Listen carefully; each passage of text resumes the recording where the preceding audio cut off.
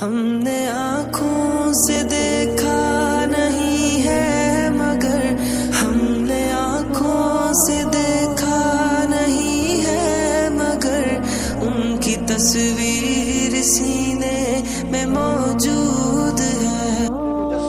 شفیع معظم رحمت عالم صلی اللہ علیہ وسلم نے فرمایا ایک عورت 4 آدمیوں کو لے کے جہنم میں جائے گی، ایک عورت 4 آدمیوں کو لے کے دوزخ میں جائے گی۔ یا رسول اللہ صلی اللہ علیہ وسلم کیا مانا؟ فرمایا بے پردہ پھرتی رہی، لوگوں کو دعوت نظارہ دیتی رہی، گناہوں کے بازار اس کی وجہ سے سجتے رہے، اس کی وجہ سے بد نگاہیاں ہوتی رہیں، لوگوں کے ایمان میں خلل آتا رہا۔ قیامت کا دن ہے، اللہ کے حضور کھڑی ہوئی، رسول رحمت علیہ السلام فرماتے رب نے فرمایا تو بے پردہ گھومتی تھی، تو اپنے چہرے کو دکھاتی تھی، تو غیروں کے لیے بناؤ سنگھار کرتی تھی، تیرے لیے جہنم کا فیصلہ ہے، اب تجھے جہنم میں بھیجا جائے گا۔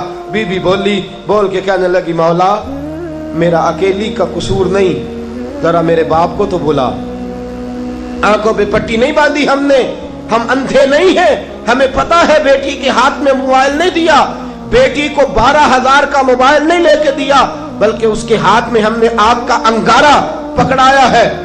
انگارہ دے کے کہتے ہو جلنا نا، انگارہ پکڑا کے کہتے ہو نا، اس کی تپش سے دور رہنا، یہ کیسے ممکن ہے؟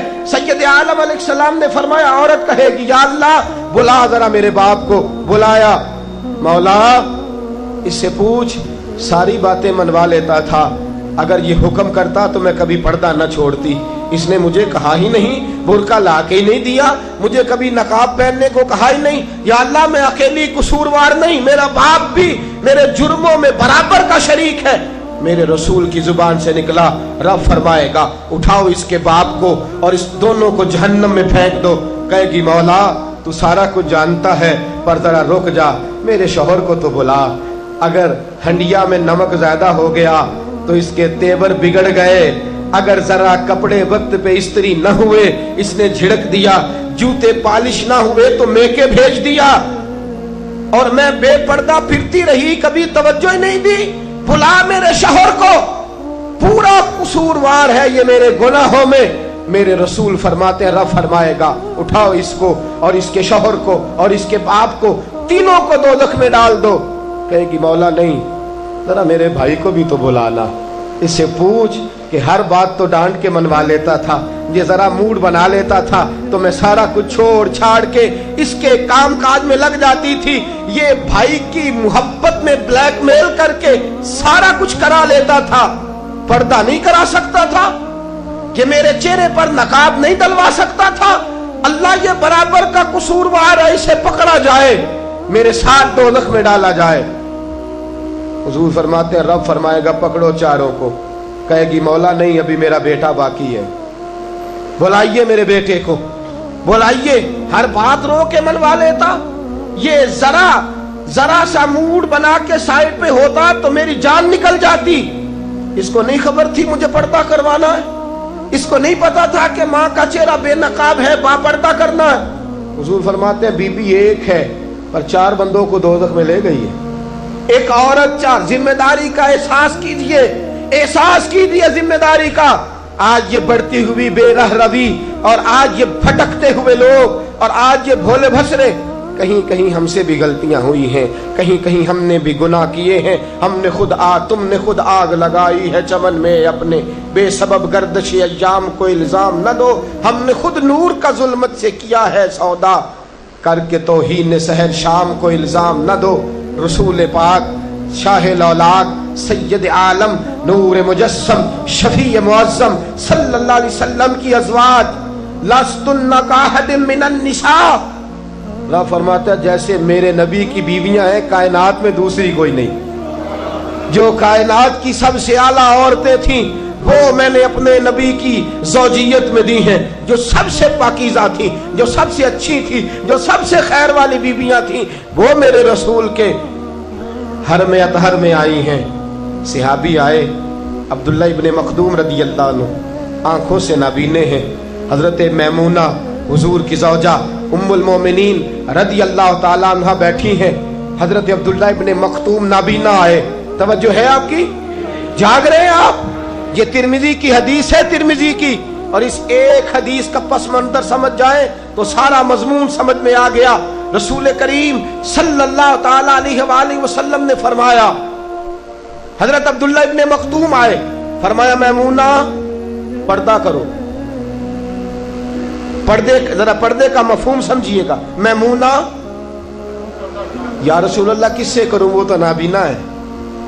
میمونہ پردہ کرو۔ آقا کس سے کروں، وہ تو نابینا ہے۔ حضور نے فرمایا وہ نابینا ہے، تمہیں تو نظر آ رہا ہے نا۔ بیٹیوں، پردہ یہ نہیں کہ کوئی تمہاری طرف نہ دیکھے، بلکہ پردہ یہ ہے کہ تم بھی کسی کی طرف نہ دیکھنا۔ پردہ خالی یہ نہیں کہ مرد عورت کی جانب نہ دیکھے، یہ بھی پردہ ہے کہ عورت بھی مرد کی جانب نہ دیکھے۔ مسجد نبوی ہے، مدینے کا شہر ہے، نور برس رہا ہے، رسول پاک برکات لوٹا رہے ہیں، صحابہ کا مجمع ہے، آج پتہ نہیں عجیب سی مسکراہٹ ہے، چہرہ حضور کا کھل اٹھا۔ توجہ ہے آپ کی؟ کیا عجیب لمحہ ہوگا، ایک سمت علی، ایک سمت عمر، صدیق ادھر، عثمان ادھر، ان جگمگ جگمگ تاروں میں مہتاب کا عالم کیا ہوگا؟ ان جگمگ جگمگ تاروں میں مہتاب کا عالم کیا ہوگا؟ اور بن دیکھے فدا ہے ہر کوئی، دیدار کا عالم کیا ہوگا؟ بن دیکھے فدا ہے ہر کوئی، دیدار کا عالم کیا ہوگا؟ چاہے تو اشاروں سے اپنے کایا ہی پلٹ دے دنیا کی، یہ حال ہے خدمتگاروں کا، سرکار کا عالم کیا؟ نبی کریم بیٹھے ہیں صحابہ میں،